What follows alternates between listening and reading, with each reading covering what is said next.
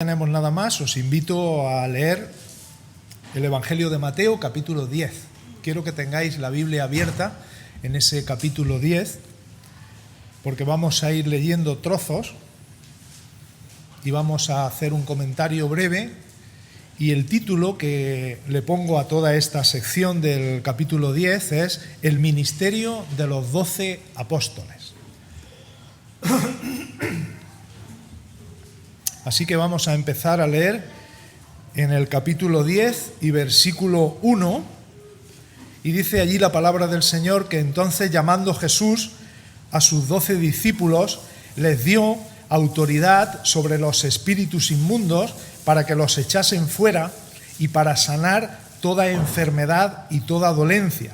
Los nombres de los 12 apóstoles son estos: el primero, Simón, llamado Pedro, y Andrés su hermano, también Jacobo hijo de Zebedeo y Juan su hermano, Felipe, Bartolomé, Tomás, Mateo el publicano, Jacobo hijo de Alfeo, Lebeo, por sobrenombre Tadeo, Simón el cananista y Judas Iscariote, el que también le entregó. Vamos a dejar por ahora ahí nuestra lectura, y como veis, en el capítulo 9, en el versículo 38, concluíamos nuestro estudio anterior con un mandato que venía de parte de Jesús, y el mandato era: rogad al Señor de la mies que envíe obreros a su mies. Y explicábamos lo que eso significaba. Entonces, lo que el Señor les decía a las personas que escuchaban el mensaje que Él les transmitía era que pidieran a Dios por la obra de la evangelización, para que las personas se convirtieran a Cristo. Es cierto que estas personas que se tomaron en serio lo de orar al Señor para que enviara obreros a su campo misionero, esas personas que se lo tomaron en serio, lógicamente cuando estaban orando delante de Dios, igual que si nosotros lo hacemos hoy, para orar con integridad, nosotros tendríamos que decirle al Señor: Señor, envía obreros a tu mies, y si a ti te place que sea yo uno de ellos, envíame también a mí. ¿Veis? Porque no se puede orar con integridad si uno dice: Señor, envía obreros a tu mies, pero que sean otros. Cuando estos 12 hombres empezaron a orar en serio por la obra del Señor, el Señor los llamó para que ellos fueran los misioneros, para que ellos fueran los que predicaran la palabra de Dios. Y aquí tenéis el nombre de los 12 apóstoles. Son ellos, ¿verdad? Son ellos. Jesús tuvo muchos discípulos y muchas discípulas, pero el nombre de los 12 apóstoles lo encontramos aquí. Y bueno, en los nombres aparece quién eran los padres de ellos, quién era su hermano, etc. Y la única palabra que podemos encontrar que puede tener algún tipo de complicación es la del versículo 4, cuando dice Simón el cananista. ¿Qué es lo que significa eso, Simón el cananista? Bueno, pues la palabra cananista es sinónima de celote, es decir, esta persona, Simón, que no era Pedro, era otro Simón, este hombre pertenecía a la secta judía considerada la más fiel a la nación de Israel. Ellos defendían los derechos de Israel por encima de todas las cosas. Y frente al Imperio Romano, si ellos tenían que usar la violencia, la usaban para defender los derechos de sus hermanos judíos, aún poniendo en juego muchas veces su propia vida. Tal era el celo de ellos que se les llamaba celotes. Había al menos 2 celotes, pensamos, dentro de los 12, porque Simón Pedro también llevaba espada, por lo que muchos creen que era también celote. A estas 12 personas el Señor les dio potestad para echar fuera demonios, para curar a enfermos, y como digo, aquí aparecen sus nombres. Vamos a seguir leyendo en el versículo 5.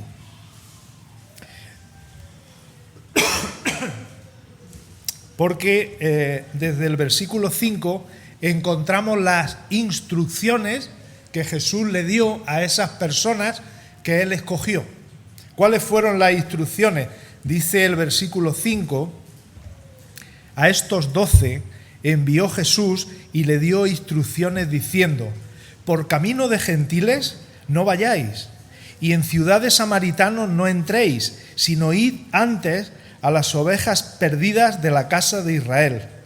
Y yendo predicad diciendo: el reino de los cielos se ha acercado, sanad enfermos, limpiad leprosos, resucitad muertos, echad fuera demonios, de gracia recibisteis, dad de gracia. No os proveáis oro, ni plata, ni cobre en vuestros cintos, ni de alforja para el camino, ni de 2 túnicas, ni de calzado, ni de bordón, porque el obrero es digno de su alimento. Mas en cualquier ciudad o aldea donde entréis, informaos quién en ella sea digno, y posar allí hasta que salgáis, y al entrar en la casa saludadla, y si la casa fuere digna, vuestra paz será sobre ella, mas si no fuere digna, vuestra paz se volverá a vosotros. Y si alguno no os recibiere ni oyere vuestras palabras, salid de aquella casa o ciudad y sacudid el polvo de vuestros pies. De cierto os digo que en el día del juicio será más tolerable el castigo para la tierra de Sodoma y Gomorra que para aquella ciudad.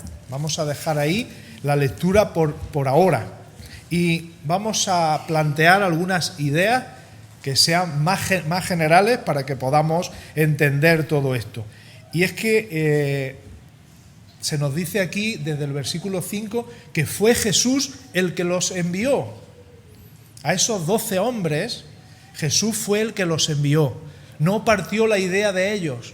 No llegaron ellos a la convicción de que sería bueno que lo que estaban aprendiendo de Jesús lo comunicaran a otros, sino como tantas veces nos recuerda el apóstol Pablo, que también fue uno de los apóstoles, aunque no estuvo entre estos 12, él, por comisión de Jesús directamente, fue llamado apóstol. Y él dice en alguna de sus cartas: Pablo apóstol, no de hombres ni por hombres, sino por Jesucristo y por Dios el Padre, que lo resucitó de los muertos. Así que la palabra apóstol, que lo que significa literalmente es enviado, eso es lo que Jesús hizo con estos 12 hombres, además de con el apóstol Pablo. Y fue un envío que vino de parte de Jesús, no lo decidieron ellos. Aunque ellos, lógicamente, tuvieron que aceptar el ser enviados por Cristo. La segunda idea que quiero dejar clara es que las instrucciones son personales para ellos, son claras, son precisas. Muchas veces queremos apropiarnos de todas estas instrucciones también para nosotros los creyentes del siglo XXI y tomamos estas frases diciendo: bueno, pues estas cosas que Jesús le dijo a aquellos 12 apóstoles son instrucciones que también valen para cada uno de nosotros. Bueno, os diré que sí y que no, las dos cosas. Que no en las cosas que son instrucciones muy precisas dadas para ellos. Y os pongo un ejemplo. Por ejemplo, aquí Jesús les dice que no lleven equipaje cuando se trasladen de una ciudad a otra, ¿verdad? Eso aquí lo tenéis en los versículos, como hemos visto, del 5 al 15, pero sobre todo en el versículo 9 y en el versículo 10. Que no lleven dinero, que no lleven calzado, solamente el que llevan puesto, que no lleven ropa, solamente la que llevan puesta. Eso, ¿cómo lo podemos aplicar a nuestros días? Nosotros podríamos decir ahora: oye, si te invitan a predicar a otro lugar, no lleves dinero, no te lleves un calzado de repuesto, no te lleves ropa de repuesto. Pues sería, ¿verdad?, un poco absurdo pensar de esta manera. Esas son instrucciones que Jesús dio en aquel momento a esas 12 personas, porque era lo que tenían que hacer durante ese tiempo. Pero he dicho que no podemos aplicarlas, pero sí podemos aplicarlas, porque podemos aplicar el espíritu de estas instrucciones, lo podemos aplicar a nosotros en el día de hoy. No vamos a desplazarnos a un lugar lejano sin llevar maleta, sin llevar una muda, sin llevar ropa de repuesto, sin llevar calzado. Pero sí vamos a depender de Dios, eso sí, igual que ellos hicieron. Vamos a depender de Dios. Así que la dependencia de Dios es lo que nos enseñan estos textos. No exactamente hacer lo que ellos hicieron, porque si lo tomamos literal, ¿verdad? Pues no toméis oro ni plata, es decir, no llevéis dinero, no hagáis ciertas cosas, y eso, ¿verdad?, sería un extremo absurdo. Entonces, ellos hicieron toda esta labor para llevar el Evangelio a los que se perdían.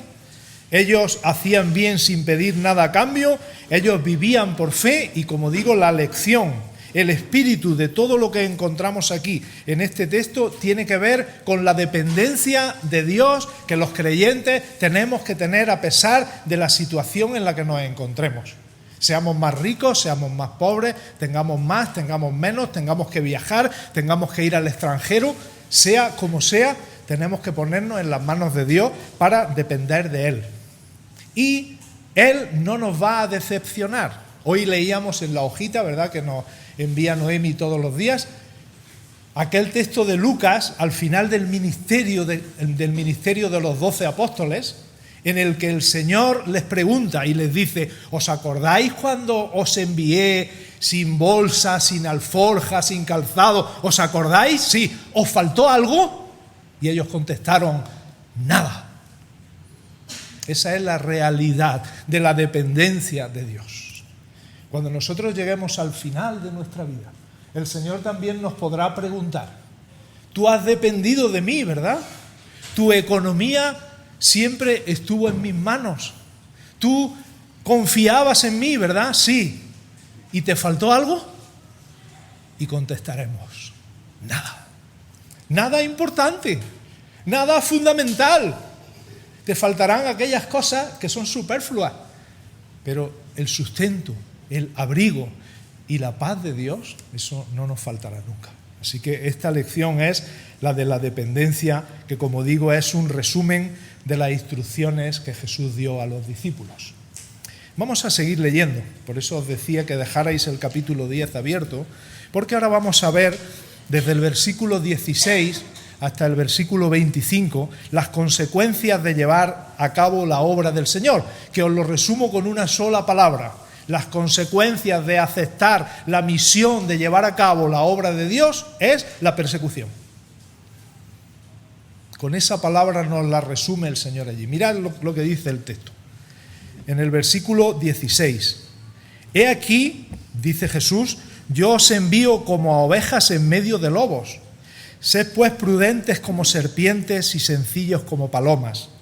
Y guardaos de los hombres, porque os entregarán a los concilios y en sus sinagogas os azotarán, y aun ante gobernadores y reyes seréis llevados por causa de mí para testimonio a ellos y a los gentiles. Mas cuando os entreguen, no os preocupéis por cómo o qué hablaréis, porque en aquella hora os será dado lo que habéis de hablar, porque no sois vosotros los que habláis, sino el Espíritu de vuestro Padre que habla en vosotros. El hermano entregará a la muerte al hermano, y el padre al hijo, y los hijos se levantarán contra los padres y los harán morir, y seréis aborrecidos de todos por causa de mi nombre, mas el que persevere hasta el fin, éste será salvo. Cuando os persigan en esta ciudad, huid a la otra, porque de cierto os digo que no acabaréis de recorrer todas las ciudades de Israel antes que venga el Hijo del Hombre. El discípulo no es más que su maestro, ni el siervo más que su señor. Bástale al discípulo ser como su maestro y al siervo como su señor. Si al padre de familia, llamaron Beelzebú, ¿cuánto más a los de su casa?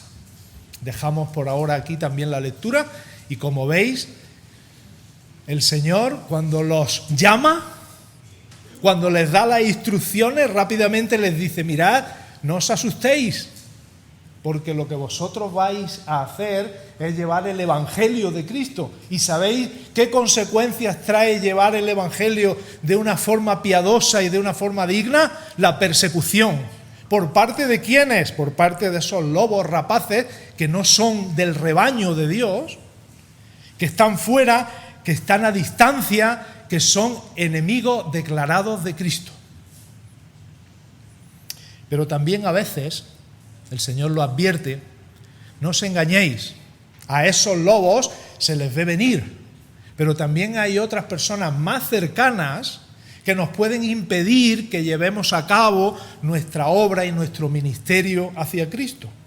Esas personas de nuestra propia familia nos pueden traicionar, nos pueden entregar por causa de Cristo.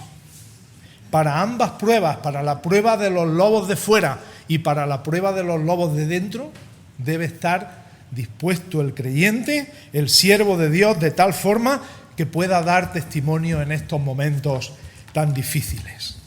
Nuestra ayuda es el Señor mismo, quien nos protege y nos auxilia a través del Espíritu Santo. Y Jesús termina esta sección poniéndose él mismo como ejemplo. Mirad, a mí me han llamado hijo de Satanás, a mí me han llamado demonio, a mí me han llamado Beelzebú. Yo he pasado por el camino de los sufrimientos antes que vosotros. Eso os debe ayudar no solamente a soportar lo que sufrís por causa de Cristo, sino a soportarlo de manera adecuada.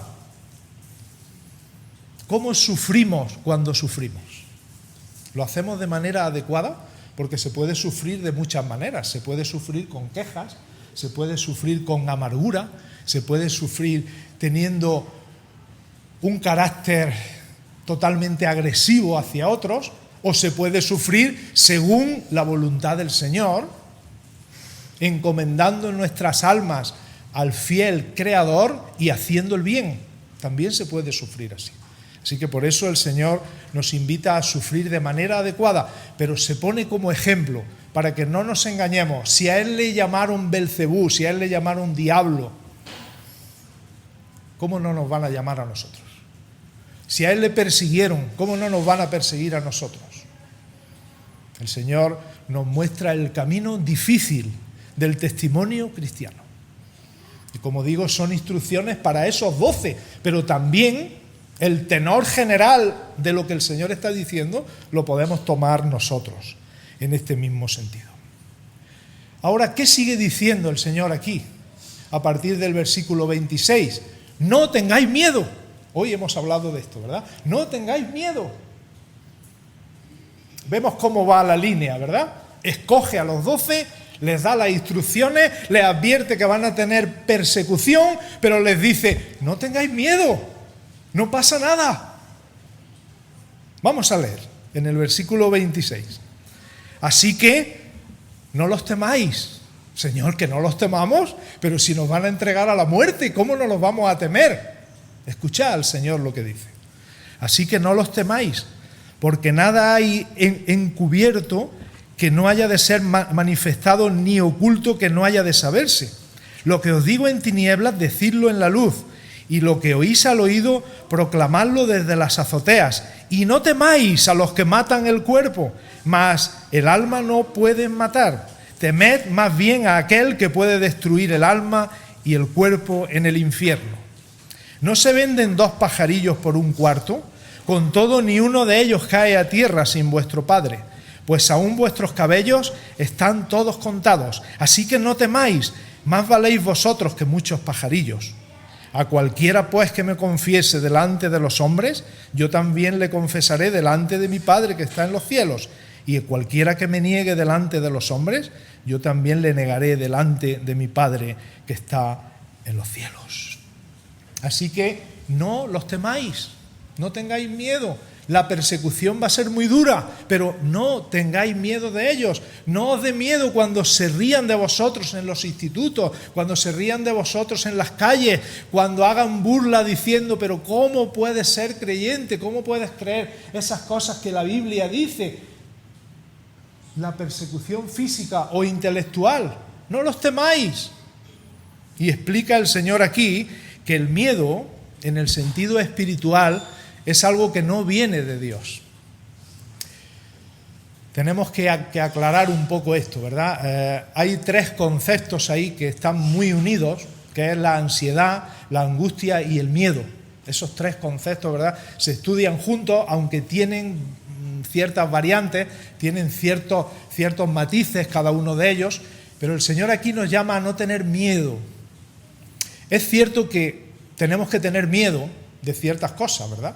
Yo no puedo salir a la calle y decir, como no tengo miedo, pues cruzo la calle sin mirar.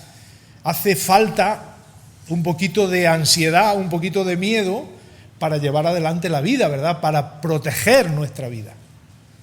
Pero de lo que está hablando el Señor aquí es del miedo en ese sentido espiritual que tenía Adán y Eva cuando el Señor llegó al huerto y le dijo, ¿dónde estás, Adán?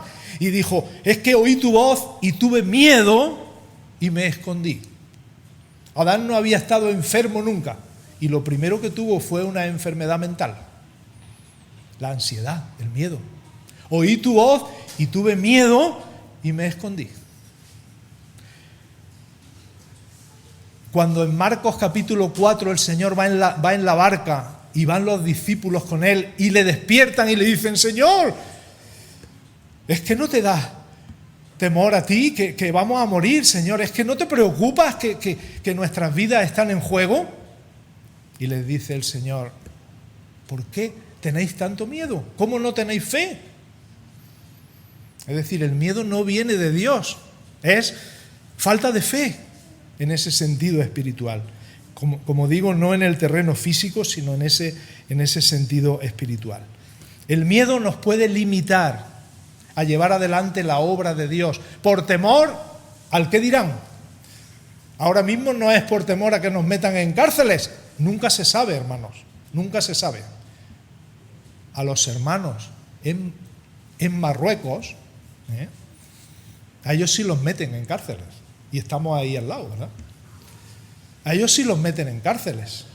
A ellos sí los persiguen. A ellos sí se cumple lo que Jesús dijo antes, que el padre entregará al hijo a la cárcel y que el hermano entregará al hermano. Y cuando se enteran de que se han convertido al Señor, se lo dicen a las autoridades y dicen que mi hermano me parece que está recibiendo del cristianismo, está recibiendo algo. Buscadle a ver si le encontráis alguna Biblia o algo de eso. Y como se la encuentren, lo meten en la cárcel.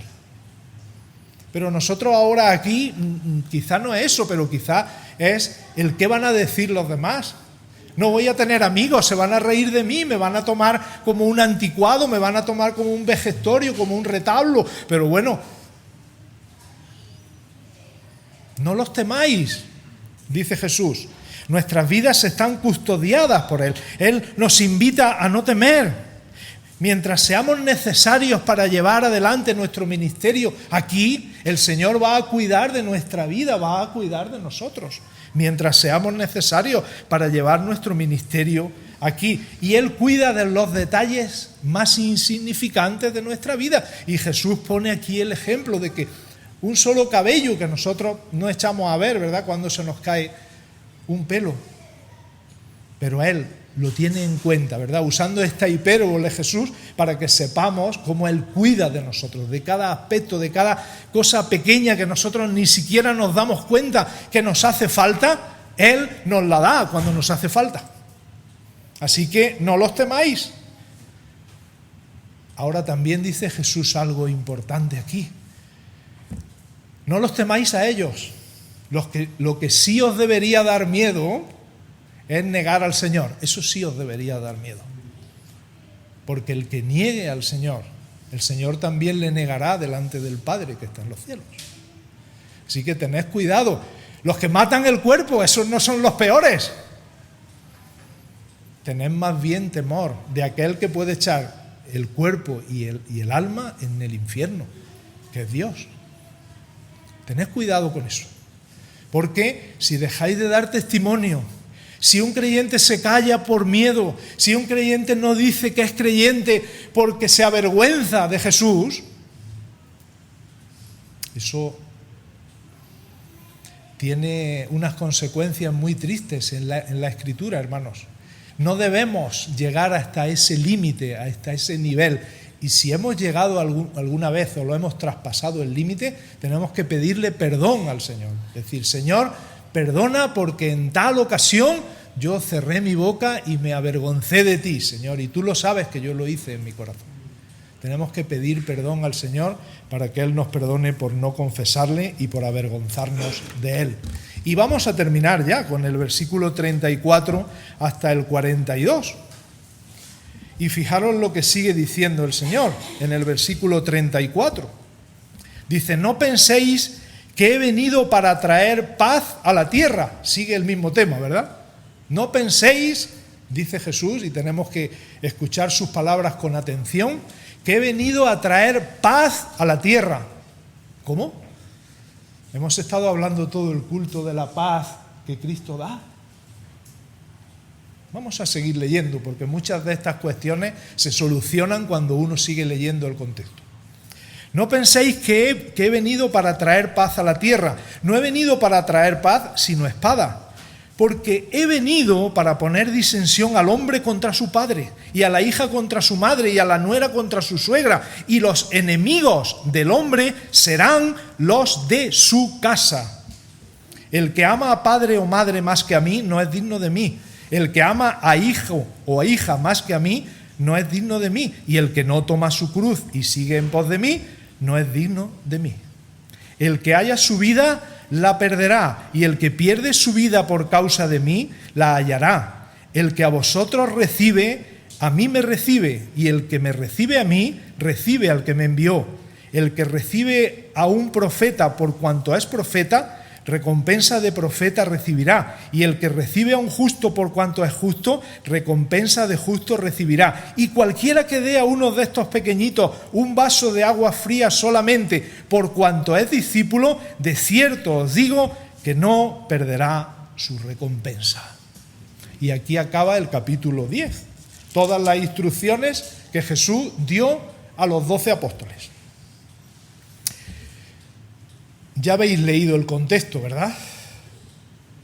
Jesucristo vino al mundo a salvar a los pecadores, de los cuales yo soy el primero, dijo el apóstol Pablo. Jesucristo vino al mundo no a condenar al mundo, sino a salvar. A eso vino Jesús. Entonces, lo que dice el versículo 34, que nadie lo tome como el motivo principal por el que vino Jesús al mundo. Jesús vino al mundo y el motivo principal fue a traer espada, fue a traer guerra. Eso no es el motivo principal. Lo que el versículo 34 nos quiere expresar son las consecuencias de seguir a Jesús fielmente. Si tú sigues a Jesús de manera piadosa, de manera fiel, de manera digna, sin hacer concesiones, sin hacer la vista gorda, sin la manga ancha, sin tener un pie en el mundo y otro en la iglesia, haciendo las cosas como Dios quiere, en vez de tener paz, vas a tener espada. Pero yo no voy a poder disfrutar entonces de la paz de Dios, de la que hemos estado hablando. Claro que sí, vas a disfrutar de la paz de Dios, pero va a haber momentos en tu vida en los cuales vas a ser consciente de la persecución que han sufrido desde el principio todos los que han seguido al Señor.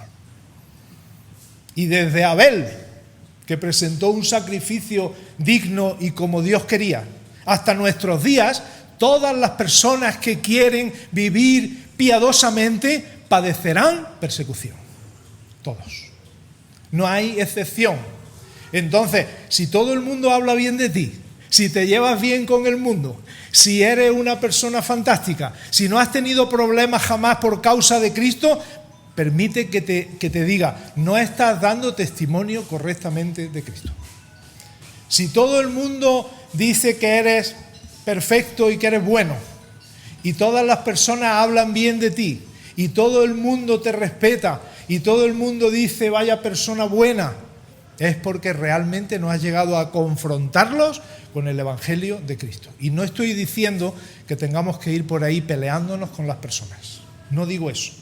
Digo que a lo largo de todo el trayecto de nuestra vida vamos a encontrar momentos de crisis, Vamos a encontrar momentos de tensión en los cuales nosotros anunciemos la palabra de Dios y la persona diga, no quiero saber nada con lo que me estás diciendo. Especialmente cuando hablamos de Cristo. Estamos hablando de la Biblia, la gente lo escucha. Estamos hablando de Dios, la gente, bueno, yo creo en Dios. Cristo crucificado y resucitado. ¡Puf! Para. Piedra de tropiezo, roca que hace caer. Si no has vivido ningún momento de tensión y eres de Cristo, lo vas a vivir. Tú no te preocupes. Porque un hermano, una hermana, un padre, una madre, un hijo, en cualquier momento, tu lealtad a Dios se va a ver comprometida con la lealtad hacia otras personas. Y entonces vas a entender lo que es la persecución. Y vas a entender lo que Jesús decía aquí. No he venido a traer paz, sino espada, porque he venido a poner en contra. Pero no era esa su intención, claro que no. Pero una vez que sigues fielmente a Cristo, estás en contra de otras personas. Yo los sufrimientos que causan tantísimo dolor, como son los que vienen de la propia familia de la carne, ese tema no lo voy a tratar hoy. Y no lo voy a tratar hoy porque en el capítulo 12 vuelve a aparecer cuando la madre de Jesús y sus hermanos van en busca de él. Le dicen, dile que salga. Y entonces ahí aparece de nuevo el tema de la familia de la carne. ¿A quién tenemos que ser leales? ¿A la familia de la carne o al Señor? Y ahí el Señor aclara muy bien quién son su madre y quién son sus hermanos. Lo aclara muy bien. Por eso digo, cuando lleguemos al capítulo 12 vamos a tocar ese tema. Nuestra lealtad hacia la familia de la carne. ¿Qué lugar ocupan? ¿Cómo compaginar eso con la familia de la fe? Y cómo compaginarlo especialmente con la lealtad que tenemos que tener a nuestro Salvador. Pero ese tema lo dejamos aparcado, como digo, y pasaremos de puntillas por este asunto. Pero sí vamos a ver, después de ver estas consecuencias negativas que tiene el seguir a Jesús, que vamos a encontrar oposición, que vamos a encontrar persecución, el Señor acaba también dejándonos algo positivo, las recompensas. Tenemos un Dios que dice en la Biblia que es galardonador, también lo hemos leído eso hoy, es galardonador de los que le buscan. Y dice aquí que hay unas recompensas, que hay unas promesas que Dios hace para aquellas personas que le siguen y que sufren aflicciones por causa de Él. Y nos dice el Señor, mira, cualquier aflicción que puedas padecer por seguirme no tiene punto de comparación con las bendiciones que vas a recibir. Y mirad, os voy a dejar algunas de ellas. En el versículo 40, el 39, mejor dicho, el que haya su vida, la perderá, y el que pierde su vida por causa de mí, la hallará. El que pierde su vida por causa del testimonio de Cristo. El que ha despreciado eso de dar testimonio de Cristo, ese la vida la pierde. Pero el que ha dado testimonio de Cristo, la encuentra, la halla. Aquí nos dice el Señor eso. Es una gran recompensa. El que recibe a un siervo de Dios es como si recibiera a Cristo y como si recibiera a su Padre, hermanos. Lo digo otra vez para que tomemos nota en cuanto a la hospitalidad. ¿Sabéis lo que es eso? La hospitalidad. Cuando viene un siervo o una sierva de Dios a visitarnos, la hospitalidad es invitarlos. Algo que no solamente aquí, sino en muchas iglesias se está perdiendo. La hospitalidad. Mirad lo que dice el Señor aquí. El que recibe a un siervo de Dios está recibiendo en su casa a Cristo y al Padre. ¿Lo queréis leer conmigo? Versículo 40. El que a vosotros, está hablándole a los discípulos, a los 12, El que a vosotros recibe, a mí me recibe, y el que me recibe a mí, recibe al que me envió, al Padre. ¿Tú lo habías pensado? Que cuando invitas a comer a un siervo de Dios porque ha venido a visitarnos para darnos la palabra, le estás invitando a un café, a un vaso de agua. Tú sabes que quien está entrando en casa no es solamente ese siervo de Dios, sino que le acompañan Jesús y le acompaña el Padre. Tú no sabes, hermano o hermana, que cada vez que invitas a un siervo de Dios, sea en las condiciones que sea, siempre, siempre, siempre recibes bendición, siempre. Y aquí podéis dar testimonio muchos y muchas de las que estáis aquí, que cuando habéis recibido a una persona que viene en el nombre de Dios, siempre recibimos bendición, siempre. Aquí lo dice el Señor, es una de las recompensas que nosotros tenemos. Incluso el más modesto acto de amor que nosotros podamos tener hecho a un discípulo, darle un vaso de agua. Fíjate, que pasaba por mi casa dando tratado y le dije, ¿tú eres creyente? Sí. Oye, toma un vaso de agua. No quedarás sin recompensa, dice el Señor. Yo lo tengo en cuenta. ¿Habéis hecho algo para un siervo, para una sierva de Dios? No quedará sin su recompensa. Así que, hermanos, ánimo cuando trabajamos para la obra del Señor. Ánimo cuando hacemos cosas para su iglesia local y nadie nos ve. ¡Ánimo! Mejor, si no te ve nadie, el Señor te lo va a pagar. Si lo anunciamos aquí, el Señor te va a pagar, pero 1 euro menos. Pero si nadie se entera de que estuviste aquí fregando, barriendo, o poniendo bien los bancos, o ayudando, o haciendo, o ayudándole a un hermano, o cualquier cosa. Lo que no se ve. Ánimo, hermanos, porque Él sí lo ve y Él lo va a recompensar. No todos somos apóstoles. De hecho, el Señor escogió a un grupo, a 12. Luego, como he dicho, la palabra de Dios nos indica que el apóstol Pablo también fue incorporado al cuerpo apostólico porque Jesús quiso que fuera así. Pero según nuestra manera de ver la Biblia, nuestra interpretación, no hay más apóstoles ya, ¿vale? Ya no hay más apóstoles. Esos fueron los apóstoles de Cristo y ya no hay más apóstoles. Nosotros no somos apóstoles. Pero todos los que hemos creído en Jesús somos discípulos y discípulas de Cristo, eso sí. No somos apóstoles, pero sí somos discípulos. Todos los creyentes. Y creo que en el día de hoy, después de ver todo este capítulo, después de leerlo y después de considerar lo más importante de él, nuestra petición debiera ser: ayúdame, Señor, a ser un discípulo o una discípula fiel.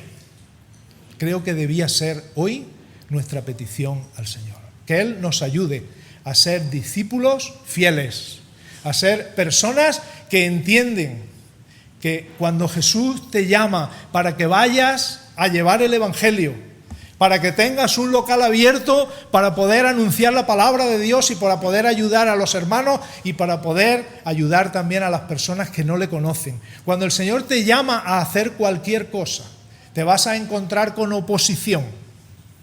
Pero la oposición que encuentres, la persecución que encuentres, los sufrimientos que encuentres, no son comparables con la gloria venidera que el Señor tiene para cada uno de nosotros. Así que adelante, discípulos, discípulas de Cristo. Adelante, iglesia. Continuemos dando testimonio del Señor. Es nuestra misión, es lo que tenemos que hacer. Y la gloria siempre para Él. Amén. Amén.